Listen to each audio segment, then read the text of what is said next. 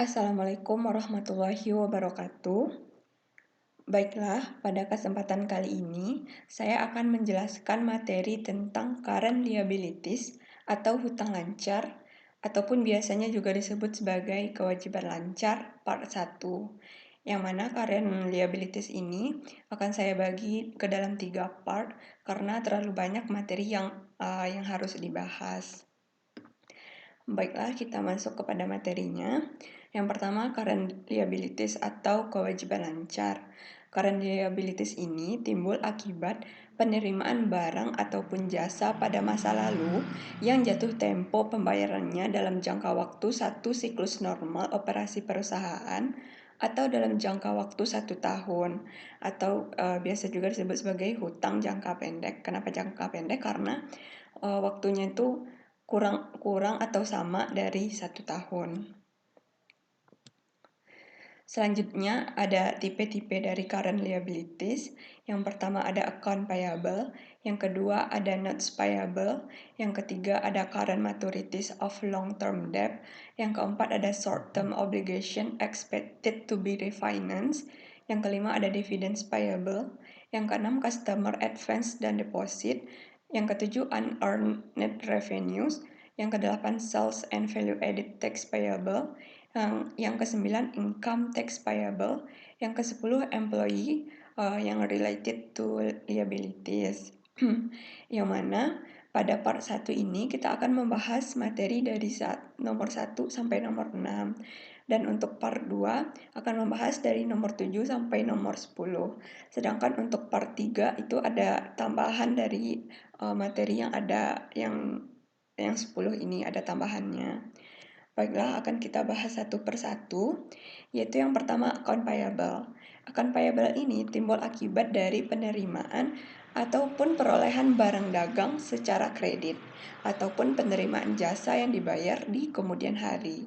Jadi yang patut diingat yaitu perolehan barang dagang secara kredit itu harus digarisbawahi yang membedakan akun payable dengan akun-akun lainnya ataupun bisa juga penerimaan jasa tetapi secara kredit. Contohnya yaitu pada tanggal 1 Oktober 2020, perusahaan X membeli barang dagang secara kredit dengan harga 150 juta rupiah. Maka jurnal yang dibuat oleh perusahaan X yaitu pembelian di debit sebesar 150 juta rupiah dan utang usaha di kredit sebesar 150 juta rupiah. Kalau jurnal untuk accounts payable ini nggak terlalu ribet ya, karena ini juga jangka pendek. Selanjutnya yaitu yang nomor 2 yaitu notes payable ataupun hutang wesel ataupun biasa juga disebut sebagai wesel bayar, merupakan surat hutang yang berisikan nilai nominal dan yang berisikan jangka waktu. Yang mana perbedaan notes payable ini dengan account payable, kan tadi account payable itu barang dagang ataupun penerimaan jasa secara kredit. Sedangkan notes payable ini merupakan surat hutang yang memiliki nilai nominal dan jangka waktu. Jadi di sini sudah terlihat jelas perbedaannya kan antara notes payable dan account payable. Yang mana notes payable ini timbul akibat dari pembelian secara kredit, pengalihan hutang usaha, dan penerimaan pinjaman. Di sini pembelian secara kredit ya, bukan pembelian dagang secara kredit. Kalau pembelian dagang secara kredit berarti itu accounts payable. Wesel bayar ini terbagi atas wesel bayar atau notes payable ya, yaitu yang pertama wesel bayar jangka pendek, yaitu wesel yang jatuh tempo dalam jangka waktu 1 tahun atau kurang. Yang kedua wesel bayar jangka panjang, yaitu wesel yang jatuh tempo lebih dari 1 tahun atau long term liability. Karena ini termasuk ke dalam long term liability, kita tidak membahasnya pada bagian ini. Wesel bayar juga terbagi atas 2, yaitu wesel bayar berbunga dan wesel bayar tidak berbunga. Wesel bayar berbunga yaitu dalam wesel tersebut tercantum tingkat bunga. Sedangkan wesel bayar tidak berbunga yaitu wesel yang tingkat bunganya 0 ataupun tidak memiliki tingkat bunga.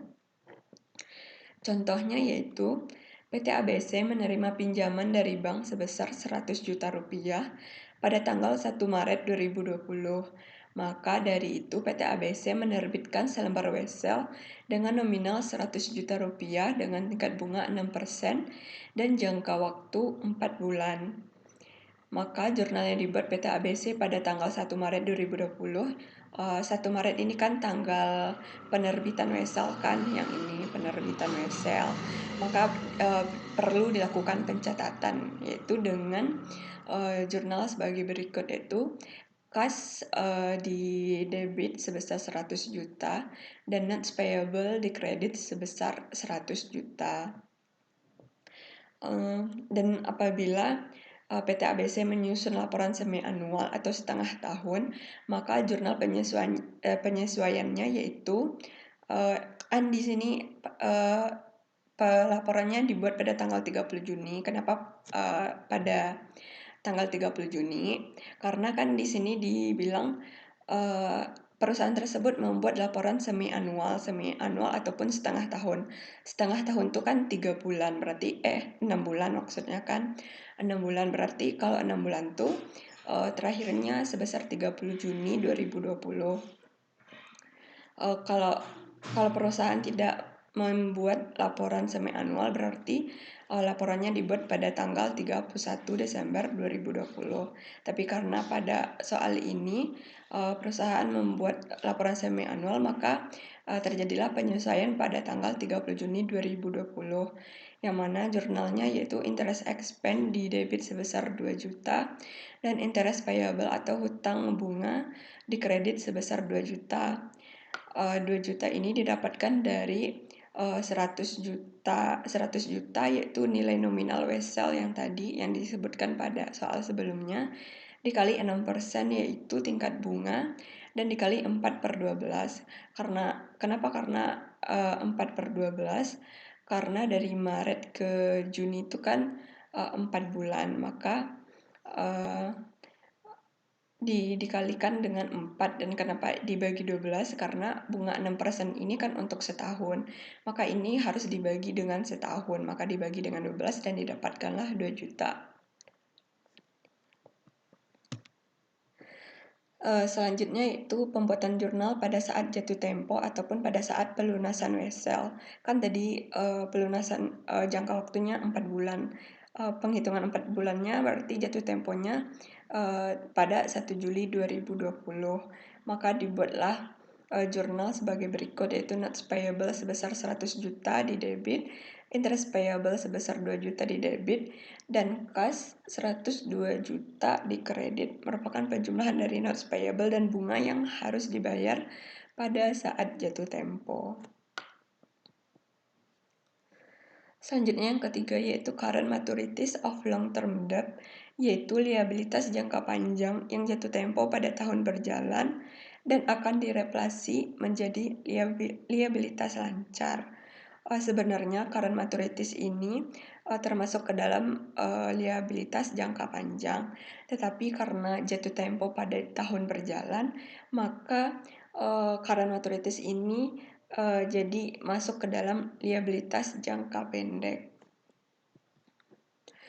Selanjutnya yang keempat yaitu short term obligation expected to be refinanced, atau hutang obligasi yang didanai kembali.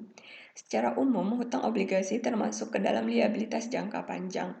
Apabila penerbit obligasi melunasi hutang obligasi dalam tahun berjalan, maka hutang obligasi tersebut termasuk ke dalam liabilitas selancar meskipun akan diterbitkan kembali sebagai hutang obligasi atau hutang yang baru. Yang kelima ada dividends payables atau hutang dividen, yaitu biasanya timbul apabila perusahaan melakukan dividen tunai atau cash dividend. Biasanya hutang dividen tersebut dibayarkan kurang dari 1 tahun. Hutang dividen timbul saat pengumuman dividen. Jurnal yang dibuat perusahaan pada saat pengumumannya yaitu dividen di debit sebesar jumlahnya dan hutang dividen di kredit sebesar nilainya. Dan yang terakhir yaitu ada customer advance dan deposit, yaitu terjadi pada saat perusahaan menerima uang muka dari pelanggan, maka uang muka tersebut menjadi liabilitas lancar yang akan direalisasi pada saat terjadi penjualan. Baiklah, sekian penjelasan dari saya. Apabila terdapat kekurangan, saya mohon maaf. Terima kasih atas perhatiannya. Assalamualaikum warahmatullahi wabarakatuh.